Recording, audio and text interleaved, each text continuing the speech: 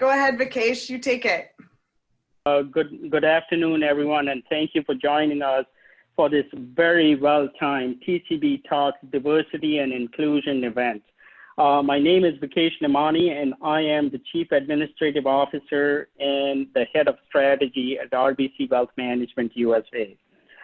When we were very honored when TCB actually approached us back in January to sponsor this event, and we said yes very quickly. Diversity and inclusion are core values for us here at RBC, and they are a key to our success.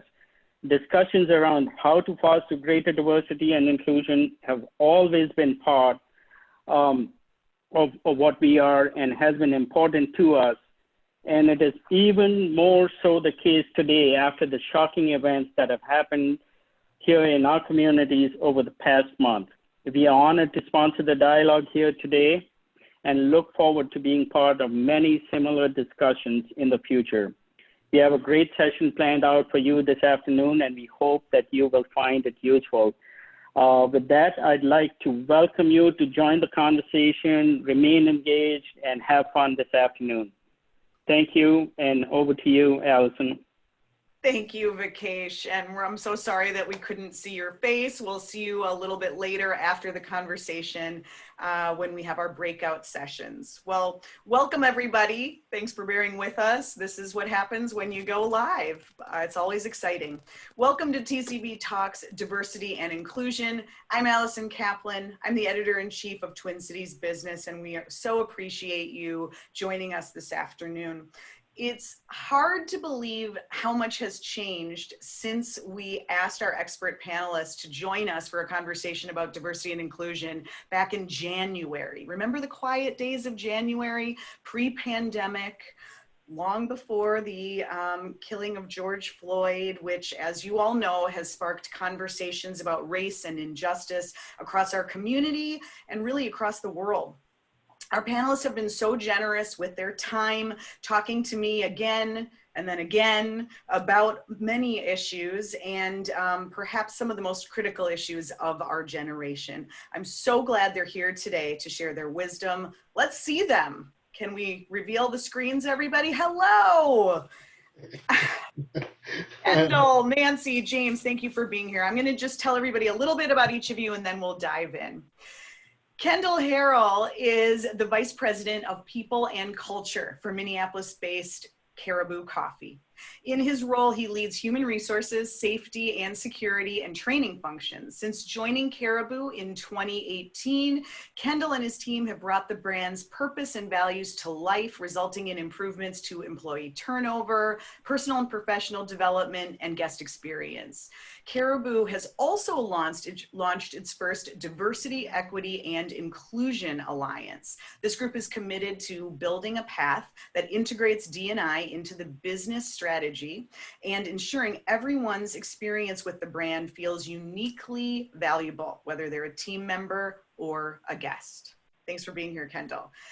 Nancy Lyons is guided by a few simple but telling mottos: think strategically, act thoughtfully, and be a good human. Nancy is a CEO, entrepreneur, and all-around good human who speaks about the intersection of leadership, entrepreneurialism, technology, and people.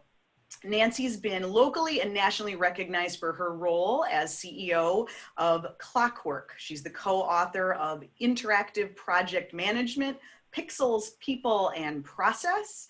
And her new book is called How to Succeed at Business by Being Nice to Humans. She serves as Chair Emeritus of the National Board of Directors at the Family Equality Council. She's also on the board of Minnesota Public Radio, the Open Twin Cities Advisory Board, and she's a member of the advisory board for the Innovative Entrepreneurial Conference, Giant Steps. I could go on and on.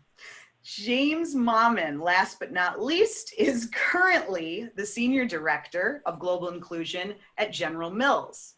Since 2001, he's served in a variety of roles through the company's HR function. He helped champion the company's current global inclusion strategy that focuses on workforce inclusion, cultural inclusion, consumer inclusion, and societal inclusion. James is a graduate of Purdue University's Krannert School of Management, and he was an MLT Career Advancement Program Fellow at the Wharton School. We are so thrilled to have the three of you with us today. Thank you for your time and expertise. Let's dive right in. I think we have to start just by asking, what have the last few weeks and months been like for each of you, both personally and professionally? James, can we start with you? Yeah, it's funny. I was on a podcast the other day and someone asked me how I was doing, and I said, in typical Minnesota fashion, I'm fine. But if I answer that question honestly, it has been a rough 30 days, or even 3 months, frankly, with COVID. And so I think for me personally, in the role that I have, most of my day job is wrapped up in addressing some of these issues, talking about, facilitating, and supporting dialogue. And so you have to really be intentional about taking the time for yourself just to process what's going on and how do I support my family in navigating through what has been a really difficult couple of weeks and a month. And so again, I really try to focus on supporting my kids, having really thoughtful and hard conversations around what happened with George Floyd in our own city, and getting them prepared for a life that may present them with challenges similar, if not exactly. But again, I consciously and constantly think about and worry about their futures as well. So I think, as I parlay that to the professional side, I mean, the role that I have has never had more purpose. I think the opportunity to lead inclusion for a company like General Mills in the Twin Cities where this happened brings about opportunities to really try and drive meaningful change and create the right kind of dialogues, the right coalitions of the coalition of the willing of other corporate citizens who want to make positive change. So I've tried to turn what has really been a difficult situation into an opportunity, and an opportunity for our community to heal and bring about positive change when it comes to racial and social injustice. So that's kind of how I've navigated it. But it's like I said, it's been a rough couple of months to say the least. I can imagine. Kendall, how about you? I think I'd have to say very similar emotions have run through my household and with myself personally through this. It's an interesting, while it has been rough, I've never seen a response to this, particularly with the George Floyd case and his murder. I've never seen a public response in the way that we're seeing it today. I mean, it's tantamount to revolution, and so there are reasons for me to find optimism through this. But and I'm raising two Black sons, two boys that are one's in college, the other just graduated, so he'll be heading off to college. And so for very similar reasons, the fear and concern for them, for multiple reasons. One, to just be able to get to truly be able to live out the American dream, so to speak. To be able to live out a life of prosperity in whichever way they deem it possible, for them to be able to do so without feeling like the world is stacked against them. But at the same time, making sure that they're prepared to take on the challenges that the world brings, it just continues to come to the forefront for me. So with all this going on, I have personally run the full gamut of emotions. I have professionally run the full gamut of emotions.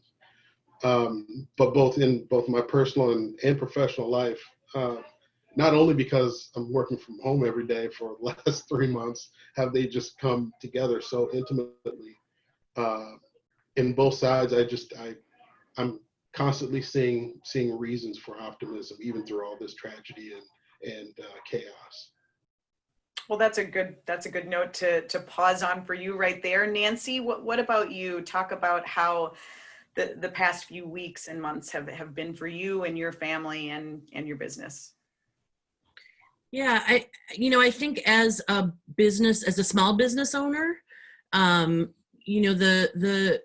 challenge with COVID-19 presented, a unique set of circumstances that were scary. But I also think as an entrepreneur, you're used to those ebbs and flows. I've certainly been presented not with anything like this before, but I've had, my weeks and months full of anxiety, and I suppose those were tests for getting through these moments. The last few weeks, though, have been, particularly challenging. I don't often talk about my son in professional settings, but I'm a white woman with a white female spouse raising a Black son. And my son is, struggling to reconcile his life at home with what he sees in the world.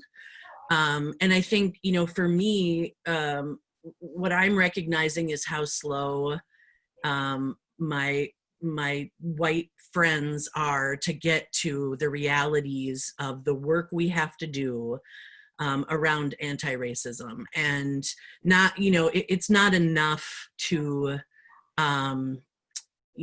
be okay, with people of color. It's not enough to articulate that. We have to dig in and do the work and understand what we've all benefited from. The systems that we've all seen, success as a result of, and we have to work to dismantle those systems. And so I've gotten a little louder. I have never felt less qualified to raise a person of color than I have in the last few weeks. But I'm grateful for a community that's open to the conversations and open to embracing us. And there is no difference between my personal and my professional life. The pandemic was something, but we've heard over the last couple of weeks, we've heard people say that racism is a worse pandemic, and something that there will be no vaccine for if we don't do the work. And to me, that's the greater issue that we're dealing with right now. And seeing the pain and confusion in my kid's face, when he came to the realization that Mr. Floyd was murdered, was probably the greatest heartbreak I've ever experienced. So, my business I use as a platform for conversations that matter. So I'm grateful to be here for this one. Thank you, Nancy, and thanks all of you for sharing really personal thoughts. And I think that's one of the lines that you probably walk just in doing diversity and inclusion work in good times and bad times. As I mentioned at the beginning, when we asked you all to participate, it seemed like 2020 might have been a good year, right? The economy was good, unemployment was low, and we wanted to talk about diversity and inclusion as, kind of a positive and what business could do to move us forward. Obviously, things have changed. I'm curious to all three of you, how has your expertise and your work in diversity and inclusion kind of prepared you for what's happening right now and for the work that has to be done? I want to go to you first, James, and I just want to mention to everybody who is watching, feel free to use the chat or the Q&A if you have questions for our panelists, and we'll try to get to them as we go along. But James, can you talk a little bit about being prepared for what we're currently experiencing? Yeah, I don't know that you can be. That's I think part of my role in helping our leadership team is to really just acknowledge this moment with some humility, and to understand that, frankly, we're not going to have all the answers. And as we dialogue with our employees, as we dialogue with our consumers, frankly, and other corporations in the Twin Cities, I think it's really important to just acknowledge we're all trying to figure it out. And we're starting from a place of wanting to listen and learn. As a Black man, I have my own points of view and experiences that can help my organization understand the emotion of the moment and talk about the implications to our employees. But, you know, when I think about expertise in this moment, I mean, honestly, I don't know that it's the right word, because I think we're all just trying to be honest and vulnerable. I will say the level of listening and hearing has ratcheted up quite a bit. And to me, in the job that I have, that's a great opportunity when ears are open and people are willing to now actually listen. You know, we're taking full advantage of that. And so our employee base, we are constantly exposing them to stimulus that allows them to understand the moment, understand what systematic racism is, understand our company's responsibility in trying to resolve it, and understanding how to support one another, which has been a really big part of what me and my team have been doing over the last 2 or 3 weeks. So, you know, again, like I said, when I opened, you know, this is an opportunity. We have no excuse for turning this tragedy into a lightning rod to bring about really positive change. And, you know, again, I think I am thoroughly committed to that, and I know the leaders of our organization are as well. Kendall, what about you? Yeah, the playbook for this thing just does not exist. We're writing it right now. We are the expertise is I don't know that it's really exists for what we're doing. We are as a leadership team, we have had some of the most rich and honest dialogue. Debate isn't really even the right word for what our discussions have gone. If I had a magic wand, I would open up the doors to those dialogues to let the entire organization see how all the different voices and opinions and views have come together to really bring about an action plan, and you know, a set of tactics that we've kind of employed over the last several weeks that I think have been some of the richest and most pure and true examples of our core values and our purpose to date. And I say that coming off a couple of months of, you know, through COVID, where we have really leaned into giving back to our communities. You know, coffee is our platform, you know, so donating, you know, Cambros and canteens of coffee to first responders and hospitals and firehouses and so forth, set us up, I think, to put us in a little bit of a training ground in preparation for what these last 3 weeks have been like, where we've had to give each other just unprecedented amount of grace. We've had to allow ourselves as a leadership team, especially, where we know a lot of our organization, you know, looks to us for answers, and where we didn't have answers. We needed dialogue and conversation and debate and discovery and curiosity to uncover, you know, some of the best ways for us to show up and be present, you know, through this. And so, you know, and by the way, all that's happening during Pride Month as well, right? So, you know, so we wanted to honor our people. We wanted to honor, you know, George Floyd's life. We wanted to honor the frustration of the Black community and people of color. We wanted to honor our team members, our guests, and the only way to get through that is to allow ourselves the ability to kind of, expose our vulnerabilities and expose the things that we don't know, and allow the shared experiences of others to help bring ourselves along as a collective, as a group. And so I would say that the only expertise I think that we've found valuable through this was understanding of change management, and the need for patience going through change, and the willingness to have candid dialogue and conversation. Great. Thank you, Kendall. Nancy, what about you? How have you been talking? What kind of conversations have you been having with your team at Clockwork? Well, I think when you and I first started talking about this event, I said to you, I'm not a DEI expert. It's not what I do. And then after George Floyd was killed, my big concern was centering the voices of Black and Brown people in this conversation. And so we talked, and I said I should probably not do this event, maybe. And I said, no, you must. Yes. So that's really at the forefront of how I'm thinking and how I'm moving through this moment in time.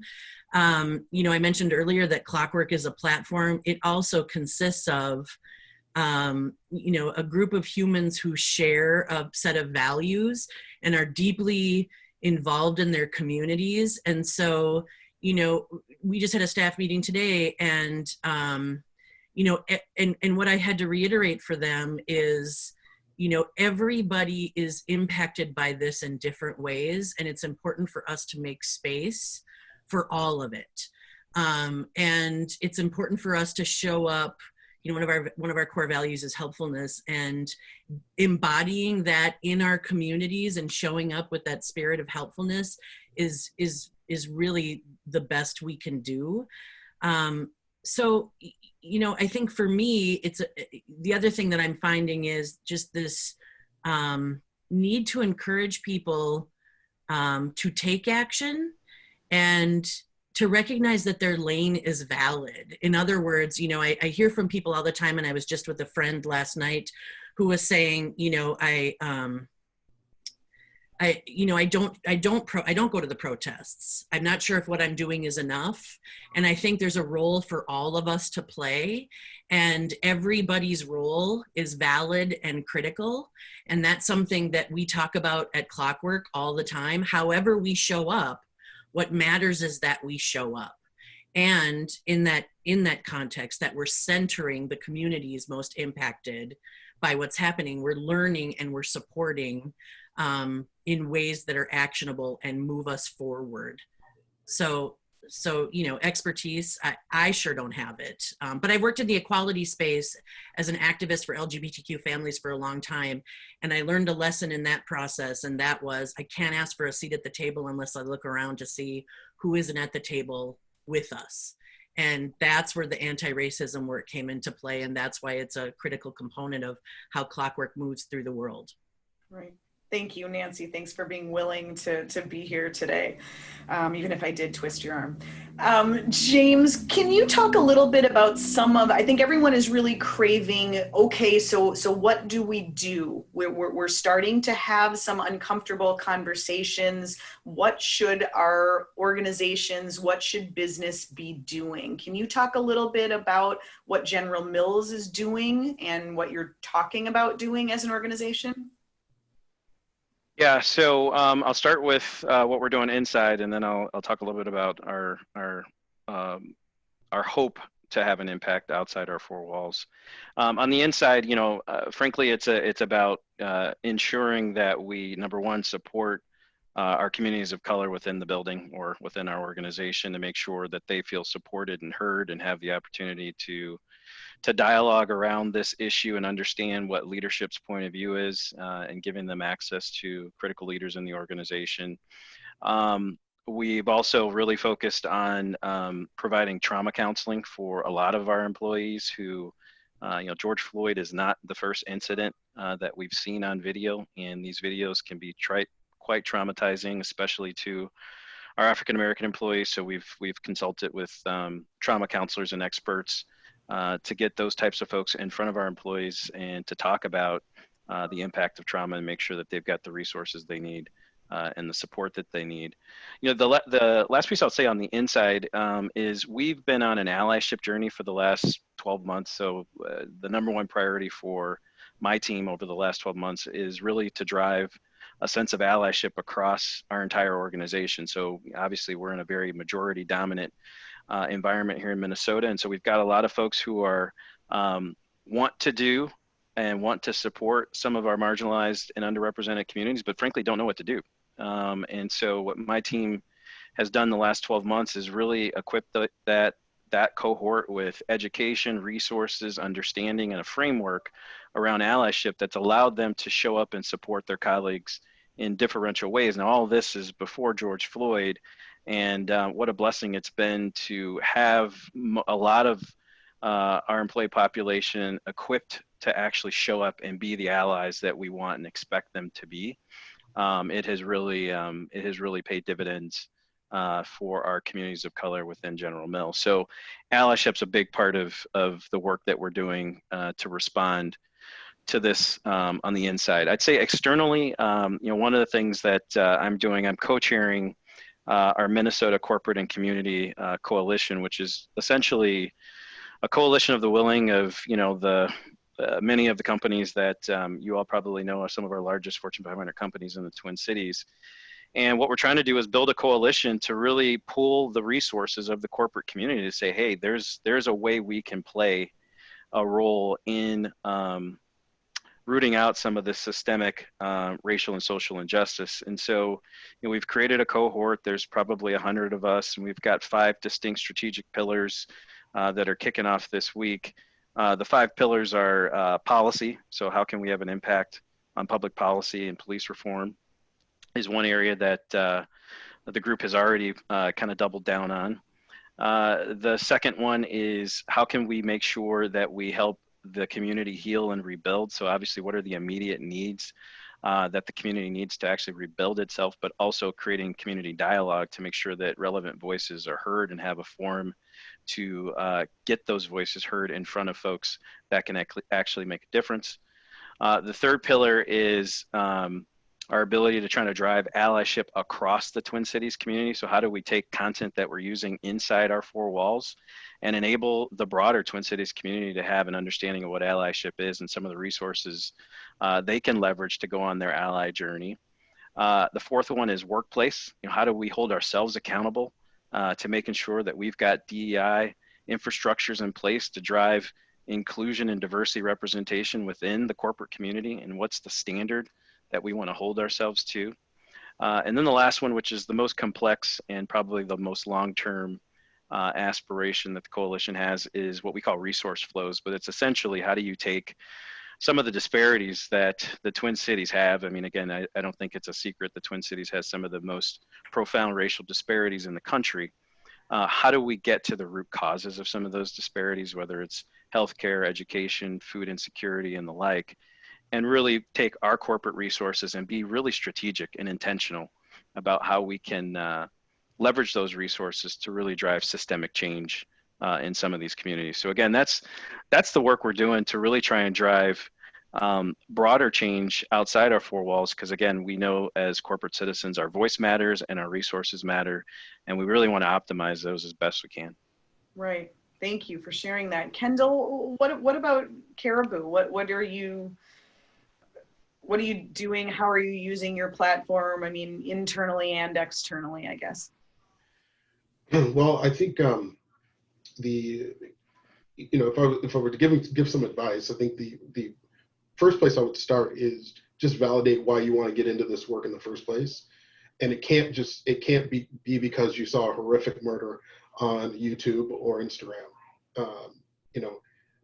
That can certainly be the impetus or the thing that kickstart you and to kind of shake up the organization. But there has to be a really explicit connection to why your organization wants to take on this work and what you intend to do with it. secondly, I think it's important to make sure that you have a really strong vehicle for ongoing listening. This is, I think it's a common approach for D&I work to get constructed inside four walls and then be delivered to an organization. When, in my view, it should really be fueled the other way around. Have the organization really be used as a crowdsourced vehicle to understand what's important to your people and your team, and use that as the platform to drive the objectives of a D&I group. And then you have to do something with it, with what you hear, right? And when that happens, you need to communicate it. You need to communicate it in a very clear, concise, and unapologetic way, especially since you're representing the voices of the people that you lead. And so I say that partially because it's allowed us to look in the mirror with a lot of pride in the work that we're doing, and knowing, by the way, that there's still so much that we have left to do. Right. So I think so. For Caribou, we have done that, and it's made its way into the way we've celebrated some of our team members, our LGBTQ team members internally, how we shine the spotlight on them externally through social, and really honored their individual journeys. We see it in some of the policy and operational changes we've made internally. Real quickly, when we launched DIA, Diversity, Equity, and Inclusion Alliance, when we launched DIA, we asked, we're at our general manager conference, BooCon, and asked our team members for questions, our GMs for questions. And the very first question that came up was from one of our GMs that called us to the carpet and said, why don't you honor dead names? And I am being completely honest, while I've heard dead names, I had no appreciation for the impact that change means for a trans individual. And as I learned more about the difficulties and the constant reminders of a name that represents someone that that they don't feel like they are, that they truly aren't anymore, it sparked my team and my organization to make the change, and we went live with preferred names just a few weeks ago. And the onslaught of positive feedback that we got from baristas and shift leads and general managers and people in our support center were just staggering. And at the same time, it was really embarrassing to me. It was really embarrassing that we had so many people who could not, we had constant reminders of such a painful thing, and we're having to constantly battle through this reminder at work, at a place where we want them to feel at home. We want them to feel like this is a place where all are welcome and all are honored, and they weren't feeling that way. Right. And what seemed like such a small thing, to get it done and hear the way it impacted people, that's when you know you're on the right track, and it's further validated that that's how we need to continue to work. So I would encourage any organization, no matter the size, that curating those needs from your people is one of the best platforms to drive your D&I efforts and your objectives. Thanks for that, Kendall. Nancy, maybe I'll point this one at you, and then James and Kendall, if you want to weigh in. I think one thing that we're seeing right now is businesses of all sizes are feeling really compelled to make a statement. They need to come out, you know, against racism. They need to have a statement about George Floyd. But then there's that concern of, gosh, does it ring hollow? What's really behind it? What did you do, Nancy, with Clockwork, and what is your feeling about that as someone who does think a lot about these kinds of issues? What should a business do or be doing right now? Well, I mean, it's hard for me to say what businesses should do. I think that as a small business, Clockwork has always looked to sort of I mean, we're surrounded by all these Fortune 500s, right? So we look to bigger organizations to influence culture, and oftentimes they don't. They take far longer than we have. And, you know, for us, we started the the Minnesota Technology Diversity Pledge in 2016. But then in 2018, we sort of doubled down and decided we were going to be a tail that wagged the proverbial dog by deciding that we wanted to demonstrate race equity in action at Clockwork, because while these disparities exist everywhere, they're particularly stark in the technology industry. And this whole conversation started for me early on in my career when I was often the only woman at most tables.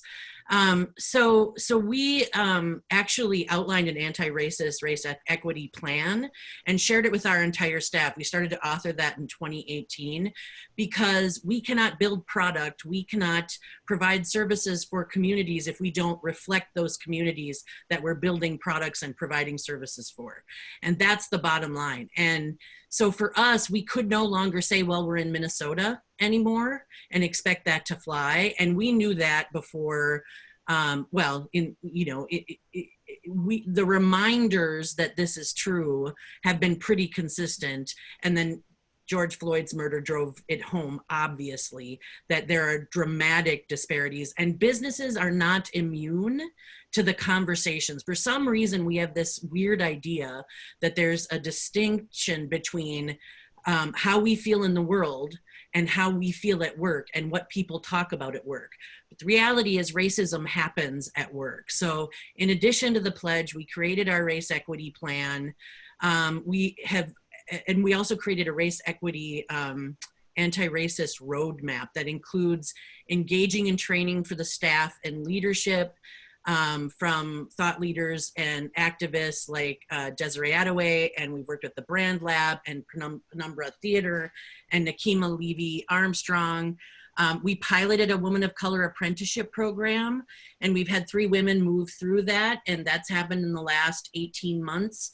The reason for that is women of color are not software engineers. We don't see them. And I think there's a reason for that. The opportunities are not made available to them. So we've been really intentional about making those opportunities available. We are intentionally channeling our philanthropic dollars, our sponsorship dollars, and our pro bono activities to Black and Brown-led organizations. We sponsor events for the Brand Lab and Step Up and Rise. We also created and communicated very transparently pay bands for the quantitative review of inequities inside of Clockwork, because we want to be able to walk the walk. Transparency is important. We have to prove it out.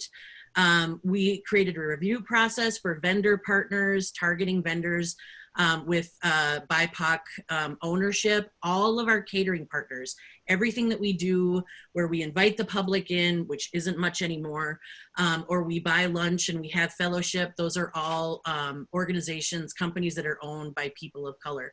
And so we put out a statement that, we change how we interview. We got additional training for our peer-based interview process. All of this happened not as a result of one man's murder, but as a result of a commitment to wanting to show up better and to really broaden our community. And I struggle with the word diversity, frankly, because when we speak about diversity in corporate settings, it implies numbers, and people aren't numbers.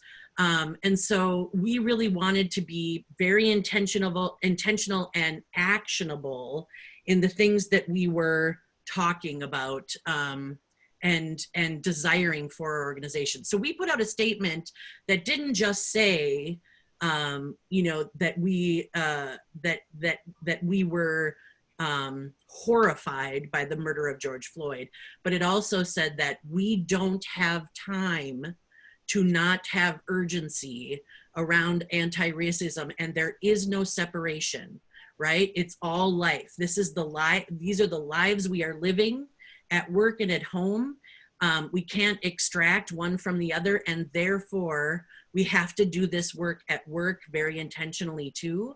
And then we tried to provide you know, sort of those examples as a roadmap for other small businesses, because what we hear all the time, especially in Minnesota, is I don't know what to do. I don't know where to start. I don't feel like anything I do is useful. And, you know, I tried to be really clear in our statement and say, we don't want to pat ourselves on the back, but there are really tiny changes that you can start making right now that do add up and do make a difference. And we can start moving in a direction towards equity sooner than you think. It doesn't require an initiative and massive funding. It requires a mind shift, intentionality, and action. And that's why we wanted you here today, Nancy. Thank you for all of that. James, on the flip side, let's talk about Fortune 500 and how do you move the needle? And is it more about educating the people who are already in power, the leaders? Is it about who you hire? How do you think about all of that as a diversity and inclusion officer for a Fortune 500 company like General Mills? Yeah, so I think on the public statement front, I do think it's important to lend your voice to be really clear about what your organization stands for and what it doesn't. So I do feel like you need to name the moment. So both for your, frankly, really important for your own employees to understand where the leadership of their organization stands, and that they will not tolerate what we saw in that video and what we've seen going on in our country for quite some time. So I think it is important to name it. But frankly, to me, this moment's not about platitudes and social media posts and symbolic gestures. It really is about what are you going to do? And I think that's what our leadership has really been focused on, is frankly, we don't want to be talking about it. We want to do stuff. And so what are the meaningful contributions we're going to make to the conversation? What are the meaningful contributions we're going to make with our pocketbooks? What are the meaningful contributions we're going to make to the policy agenda and the policy debate at the legislature? Again, to me, this moment's about action. And so, again, I would encourage anybody not to rest on their laurels of putting out memos or notices from CEOs. This is really about what are you going to do? And, you know, I think our consumers expect us to have a point of view, but they also expect us to do something. And so, again, that's why I mentioned earlier the coalition that we're a part of and leading. That's why it's so important to us, is because that is our way to actually contribute and act. Great. Kendall, anything to add? Yeah, I think those are really good points. And, you know, the thing that I've learned most through this is trying to chase any type of public sentiment on social or otherwise is a lost cause. Regardless of the position you take or choosing not to take a position, will garner some type of reaction that you wouldn't be pleased with if you're rolling through a social media thread. So that shouldn't be the goal. I come back to, I think, what I was saying earlier about whatever you do, it has to be rooted and validated into your core values and the purpose of your organization. You know, we are a Minneapolis grown company, and you know, and this, you know, George Floyd's murder happened in our backyard. You know, our support center is right in Brooklyn Center, and as we you know, so to have this occur, when we sat down and started talking through giving back, we're giving back to, you know, Minneapolis-based Lake Street, North Side organizations. You know, we love Lake Street is one of them. The North Side Funders Group, and some NCAA or NAACP Minneapolis. we have to invest. We have to invest back into this community that is just shattered, you know. And while Caribou Coffee can only do so much, there are organizations that are poised to do some amazing transformational work that that we need to lend our support to. Now, we can keep them caffeinated while they do that work, but at the same time, you know, it's just I think James is spot on that you have to put your money and your calories, you know, behind something important. Right. And I think that's the critical part. I want to make sure we touch on hiring practices, because that seems like an important piece to getting at this now, of course, in the middle of a pandemic and you know, economic strife. I don't know that anybody is hiring a lot, but what are your thoughts, all three of you, on, you know, how we can improve practices? You know, we have people in the chat right now on the call asking, you know, how do we bring more diversity to our organizations? We wish there was more diversity. We're not seeing it. How do we get there? James, do you want to start? Yeah, that's a loaded question. You know, I will say this. So for us, General Mills, from a business standpoint, you know, obviously it's a good time to be in the food business. So for us, you know, we actually saw this window of time, and usually in recessionary times, it usually tends to be pretty good for the food industry. And so we actually saw this time as a time to accelerate our hiring and really be aggressive on acquiring great talent, but specifically diverse great talent. And, you know, what I will tell you is, and this is something that the Twin Cities will have to grapple with, is, you know, what happened to George Floyd is not the first time this has happened in the Twin Cities. And it is going to get hard for us to recruit diverse talent to this city if we don't resolve some of these issues. As we aggressively pursue diverse talent, I am now fielding questions around, is my family going to be safe moving there? We've got employees who need to relocate here to manage their careers, who now have second thoughts about the promotional opportunities we have for them because the job's based in Minneapolis. So, you know, to me, you know, how to recruit diverse talent, you know, there's a ton of tactics and ways to do it. But again, what this moment has brought to bear is we've got to make sure that we've got an inclusive community that people of color want to be a part of. And again, anyone that's watched CNN for the last 2 weeks and doesn't have a really deep understanding of what the great parts of this community are, you know, our reputation is not great right now. And so again, I think we've got to fix that fundamental issue if we're going to try and bring more diverse talent, transplant talent to the Twin Cities. So again, that's why this issue is so critical. And that's why it's got to be really important to the corporate community as well as our government officials. It's a really great point, James. Kendall, what are your thoughts on hiring and on hiring in the Twin Cities? This is so complicated because I think the part of the root cause for one of the root issues that we have in Minneapolis is just how segregated Minneapolis is. And we don't talk about it in terms of segregation. We don't talk about it in terms of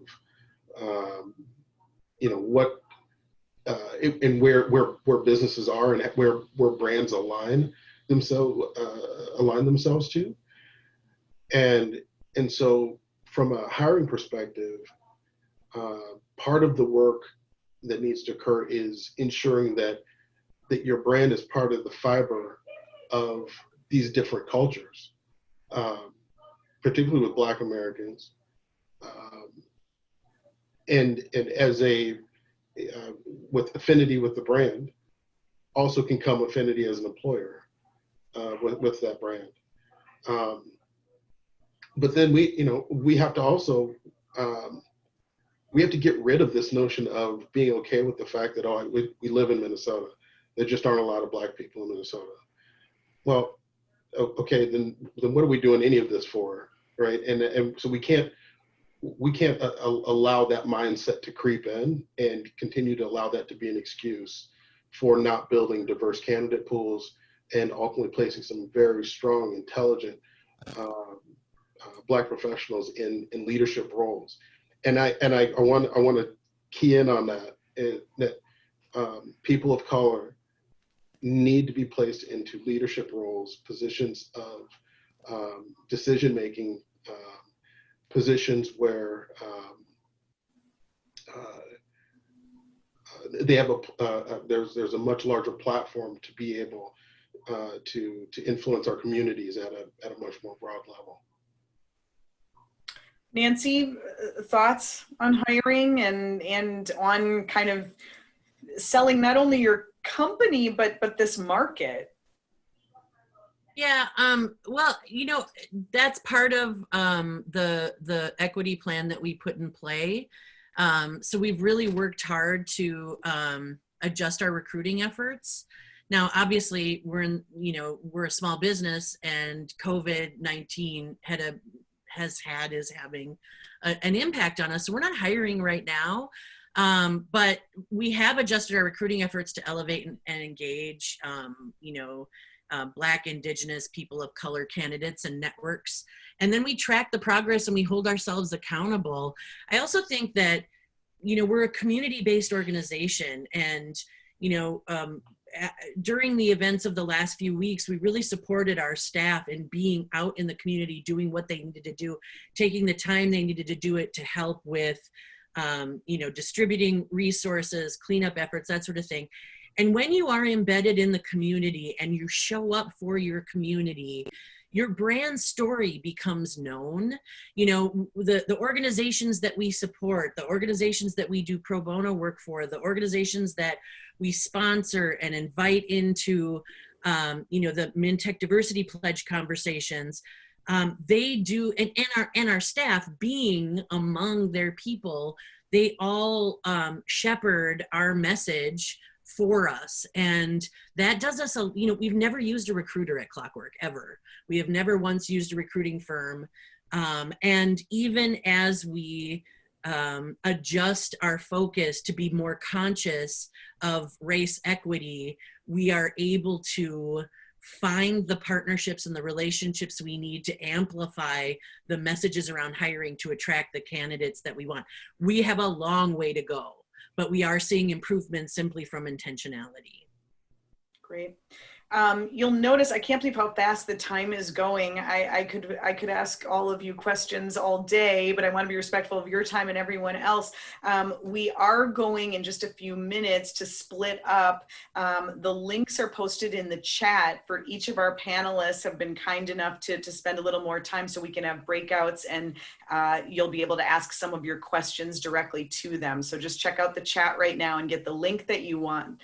But before we do that, I guess one final question. I mean, a lot of people are saying, gosh, my company isn't doing as much as all of you. And that's why you're, of course, with us today. But what can you do? What can I do as an employee, maybe of a company that hasn't spoken up? Or, where can I go for more education for myself or suggest it to my company? Any ideas just to give the group? Should we go James, Kendall, Nancy again? Wait, James, we need you to unmute. Sorry, I was joking about James first again. The one thing I think you hit it on the head. I think, regardless of what your organization, and again, I don't know how many folks on the line are the leaders of their organizations or employees, but I think what we all can do is go on our own personal journey to understand the moment, understand what's going on. We all have a responsibility to live, as Nancy has said so eloquently many times, we have to believe in anti-racist doctrine. And so how are you going to actualize that in your own personal life, in your community, in your network circles? How are you going to advocate for that moving forward? That's the Allies journey. And again, I think it's a really critical moment for us all to take that self-reflection and really build empathy for those who have a very different lived experience. So again, I think, all of us can do that regardless of what our companies are doing. Kendall? Yeah, I love following James because everyone like, yeah, exactly what he said. It was wonderful. I think he nailed it.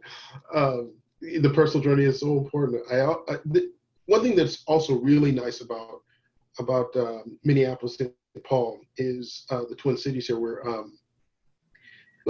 there are so many events that people can join at very modest prices, if not free.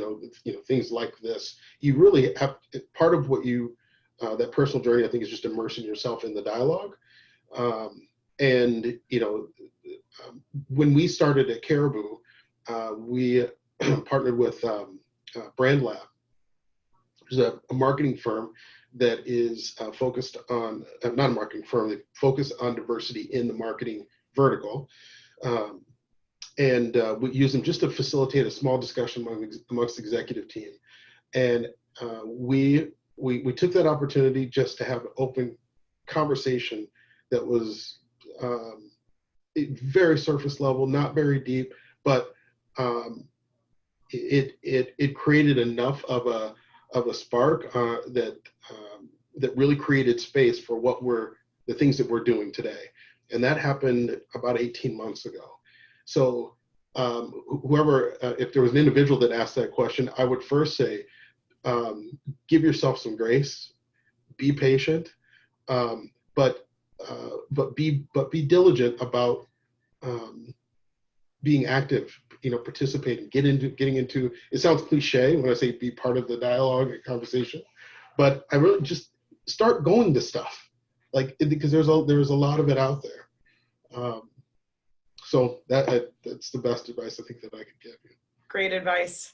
Nancy, we're going to let you have the final word. Okay. I echo what these two gentlemen have so eloquently stated.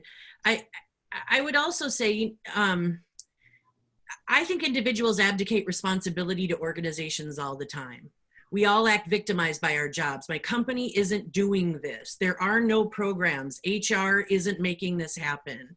And I think we are living in a pivotal moment in time where we have to recognize our individual power and use it. If your company isn't acting in a way that you believe in or can get behind, recognize your power. Either make the change or go someplace where you can. And I say that in a moment in time, recognizing that 22 million people are out of work. I get it, but they won't be in a year.